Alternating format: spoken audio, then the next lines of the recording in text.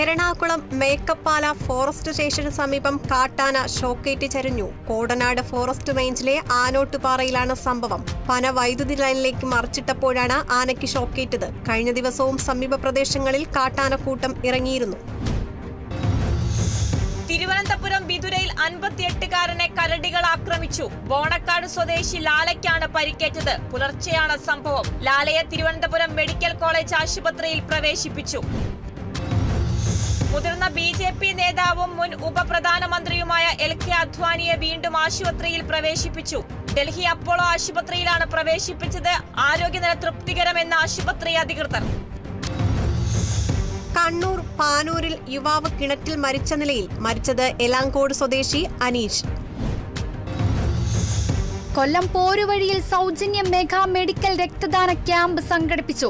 Camp സംഘടിപ്പിച്ചത് പരവട്ടം മഹാത്മാ കലാ സാംസ്കാരിക വേദിയും കരുനാഗപ്പള്ളി വലിയത്ത് ഹോസ്പിറ്റലും സംയുക്തമായി. കൊല്ലം ജില്ലാ പഞ്ചായത്ത് അംഗം P ശ്യാമള മെഡിക്കൽ ക്യാമ്പ് ഉദ്ഘാടനം ചെയ്തു.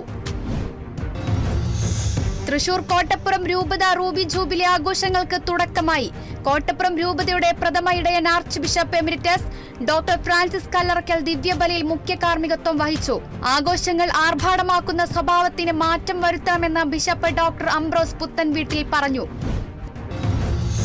തൃശൂർ കൊടുങ്ങല്ലൂർ സെന്റ് മേരീസ് ദേവാലയത്തിൽ ദുഃഖാന തിരുനാൾ ആഘോഷിച്ചു. ഫാദർ ജെയിംസ് പള്ളിപ്പാട്ട് മുഖ്യ കാർമ്മികത്വം വഹിച്ചു. ഫാദർ സജു വടക്കേത്തല വചന സന്ദേശം നൽകി. നവീകരണ ശേഷം തൃശൂർ അന്തിക്കാട് കല്ലിട വഴി പുത്തൻകോവിലകം കടവ് റോഡ് തുറന്നു നൽകി. കനത്ത മഴയിൽ റോഡ് പൂർണ്ണമായും തകർന്നിരുന്നു.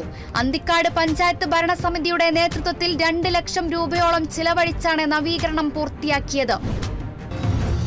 തിരുവനന്തപുരം കാട്ടാക്കടയിൽ കേരള പോലീസ് അസോസിയേഷന്റെ റൂറൽ സമ്മേളനത്തോടനുബന്ധിച്ച് ക്രിക്കറ്റ് മത്സരം സംഘടിപ്പിച്ചു. കാട്ടാക്കട സബ് ഡിവിഷനിലെ പോലീസ് സ്റ്റേഷനുകൾ തമ്മിലായിരുന്നു മത്സരം. ആര്യങ്കോട് സ്റ്റേഷനെ പരാജയപ്പെടുത്തി നെയ്യാർ ഡാം പോലീസ് സ്റ്റേഷൻ ചാമ്പ്യന്മാരായി. ലോക ക്ലാസിക് സിനിമകളിലൊന്നായ ചൈന ടൗണിന്റെ തിരക്കഥാകൃത്തും ഓസ്കാർ അവാർഡ് ജേതാവുമായ റോബർട്ട് ടൗൺ അന്തരിച്ചു. അന്ത്യം ലോസ് ആഞ്ചൽസിലെ വസതിയിൽ. ഷാംപൂ, ദ ലാസ്റ്റ് ഡീറ്റിംഗ്, രേഖ സ്ട്രോക്ക് തുടങ്ങിയവ മറ്റ് ശ്രദ്ധേയ തിരക്കഥകൾ.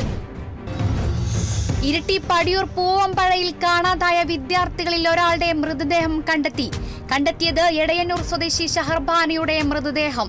കാണാതായ സൂര്യയ്ക്കായി തിരച്ചിൽ തുടരുകയാണ്. ഇരുവരും അപകടത്തിൽപ്പെട്ടത് ചൊവ്വാഴ്ച വൈകിട്ട്. BJP MP നടി കങ്കണ റണൌട്ടിനെ മുഖത്തടിച്ച വനിതാ കോൺസ്റ്റബിളിനെതിരെ അച്ചടക്ക നടപടി. CISF കോൺസ്റ്റബിൾ കുൽവീന്ദർ കൗറിനെ ബാംഗ്ലൂരിലേക്ക് സ്ഥലം മാറ്റി. കുൽവീന്ദർ നിലവിൽ സസ്പെൻഷനിലാണ്.